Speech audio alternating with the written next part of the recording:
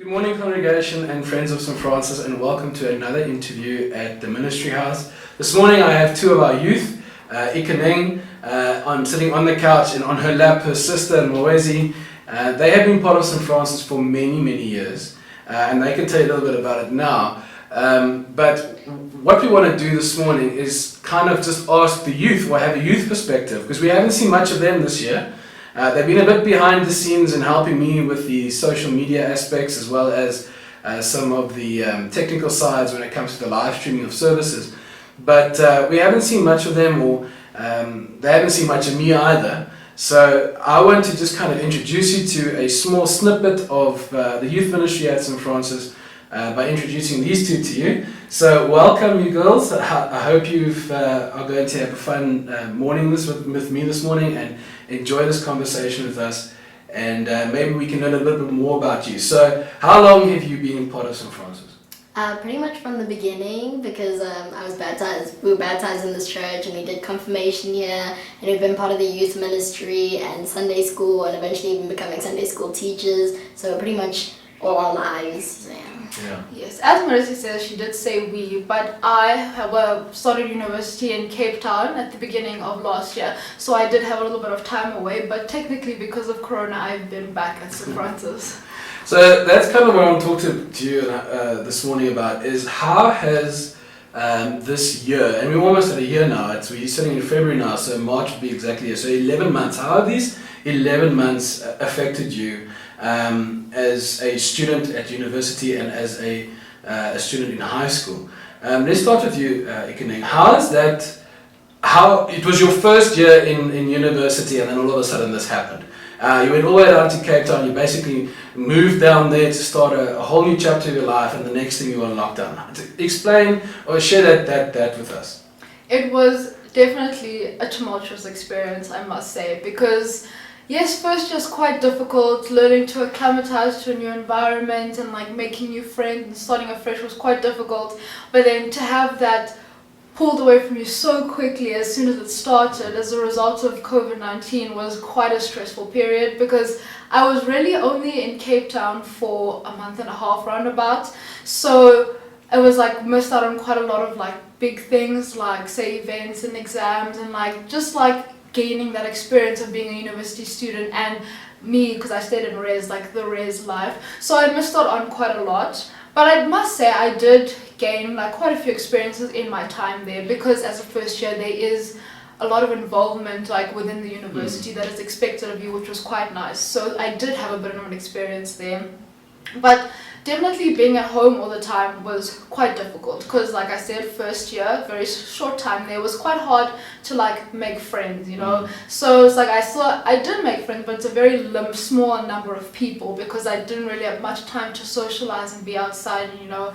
And like studying from home has been quite tricky. It's definitely not the same as being on campus and like the environment, because it's definitely a lot of you are dependent on yourself to work and get the job done. So it was quite tricky learning to be like disciplined and working on your own, but it was definitely nice, especially being a first year, like being home, because I did have I was quite homesick in that time, so it was definitely nice to be back, but I didn't think I was going to be back for so long. Yeah.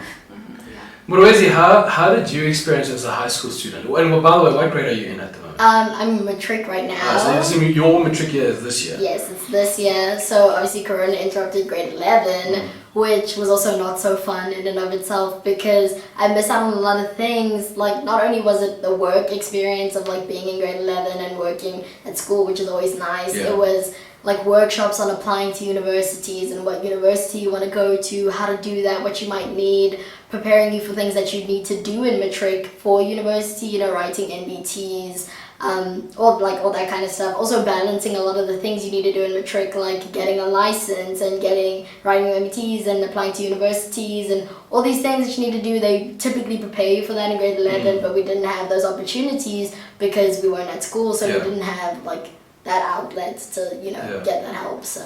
So you both had to adapt to a virtual, online-based way of studying. How have you had to adapt to that? What were some of your challenges?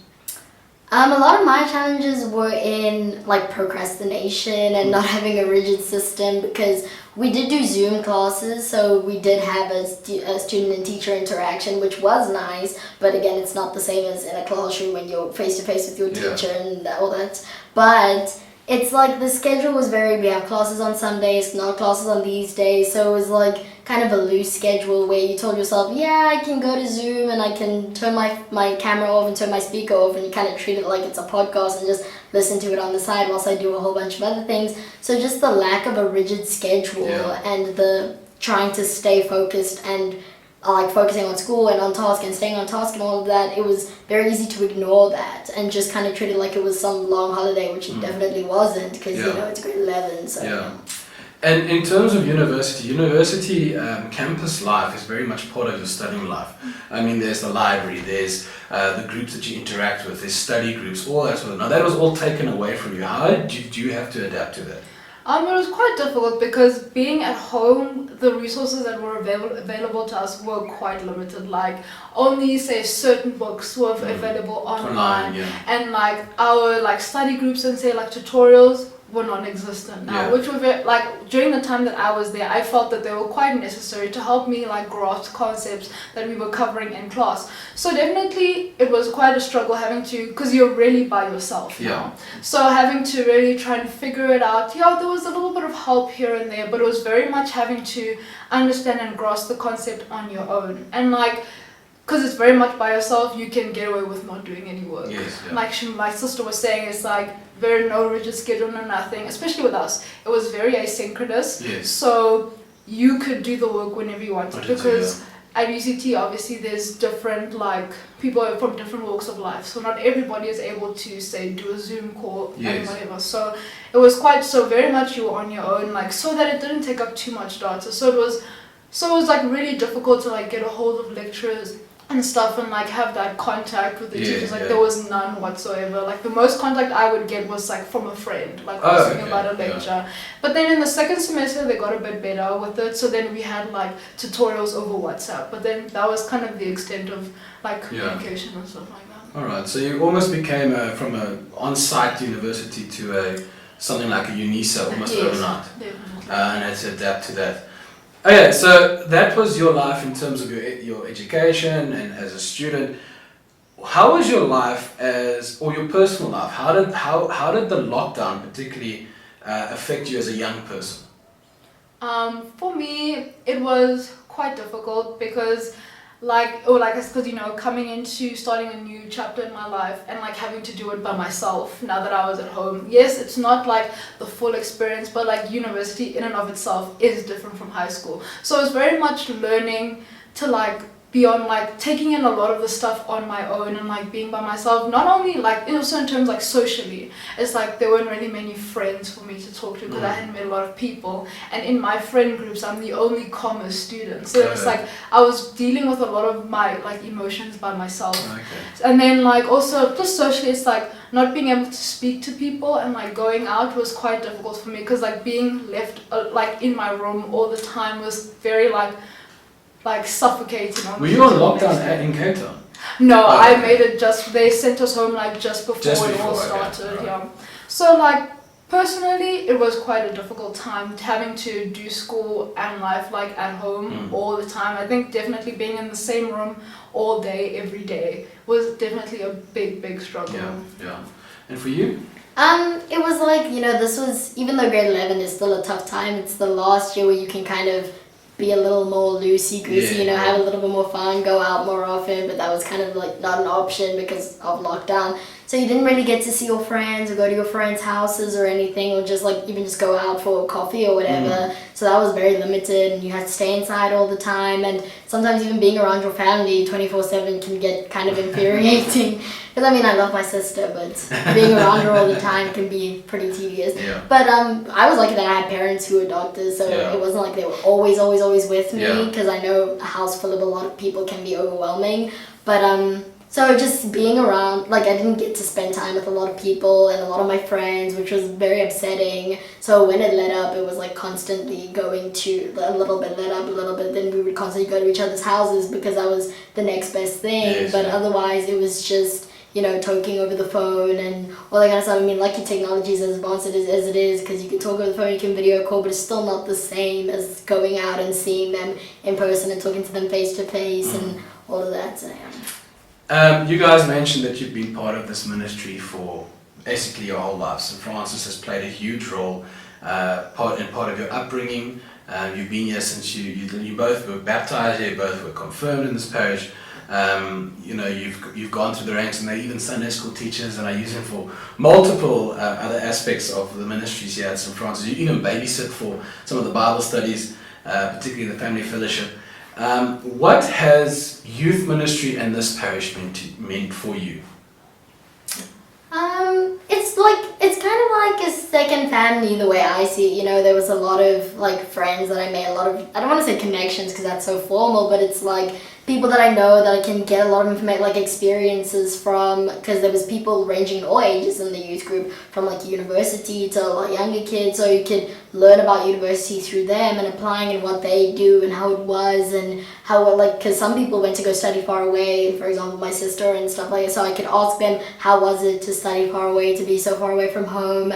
And, it was just people that you could talk to, older and younger, to learn about all sorts of things. It was quite nice to have this group of people that I could talk to that were friends and almost like a second family kind of thing, people that was easy to talk to, who were very non-judgmental, especially in our youth group, because the people in our youth group were very nice and very friendly and very welcoming and accepting and all that, so that was quite nice to have from this church.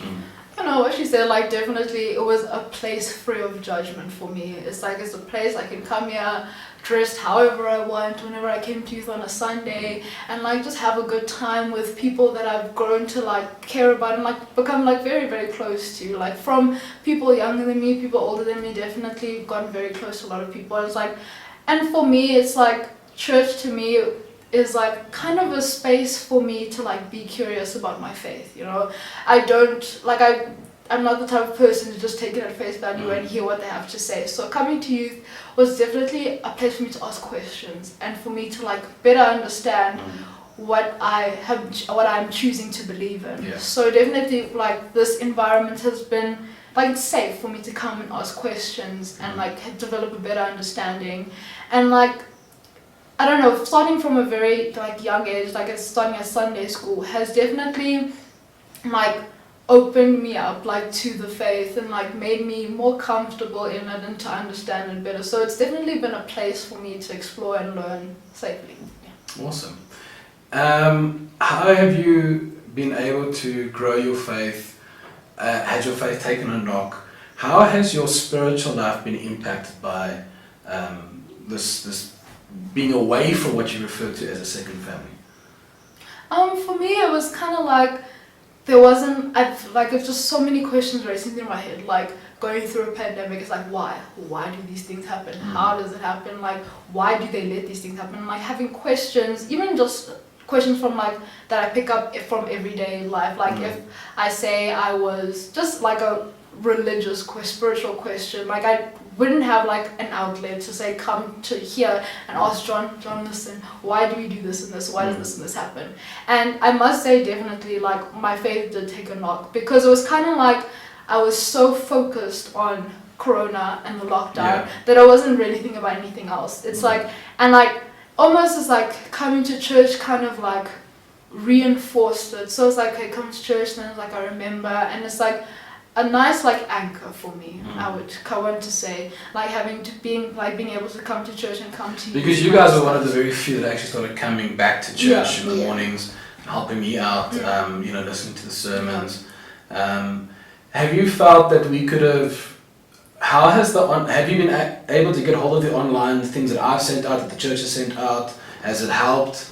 Would you want it more? Could we have done it differently? How do you feel about that? I think definitely we've been able to access it, yes. And then definitely the person to person, the environment and being together I would much better prefer. So you say the fellowship is what you were missing? Exactly. Yeah, exactly. That's the biggest part of it for me. It's the online stuff has been very helpful and it's been quite nice to have there to go back to, but definitely the fellowship is the most important part. Then you'd like to end off with how you feel about all this? It was just, yeah, like my sister said, you know, the fellowship was something that was obviously greatly missed. It was upsetting to not have that. And I feel like our church, like the church did pretty well with still making sure there was religious content for us to, you know, and it was also all sorts of different things. It wasn't just one sermon by one priest all the time. It was like, look at these other priests, look at these other churches, look at these other videos. Here's a motivational video, even if it wasn't necessarily church related. So it helped in a lot of other aspects, not just church. So that was also quite nice. So yeah, I think the church did a pretty good job. We survived. Yeah. I think we still got a while to go.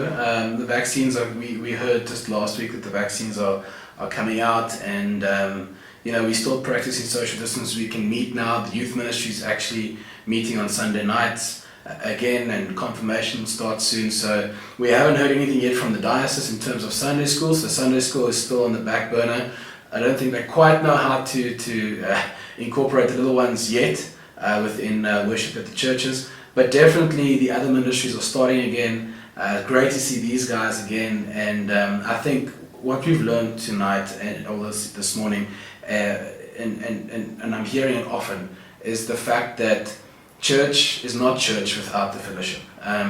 You know, we can have amazing online videos and things like we're doing now in these interviews, but it keeps coming out is the fellowship. And that's what church was based on. It was sitting around and having a meal together, you know, going to people's houses. The early churches were based like that. So hopefully we can start slowly but surely getting back to that place. Lent is coming up. We're going to do something for Lent, kind of similar to what we did for the Advent course, in the sense of some videos. Possibly not every day, but maybe once or twice a week. These interviews are still going to continue. Thank you so much, girls, for joining me this morning, and I hope that we are going to be able to just grow in fellowship with one another, and maybe we can answer all those questions when you come to youth again. Thank you so much, and lots of love from me and from these girls, I presume, and I hope you guys have a wonderful week ahead. Bye from me.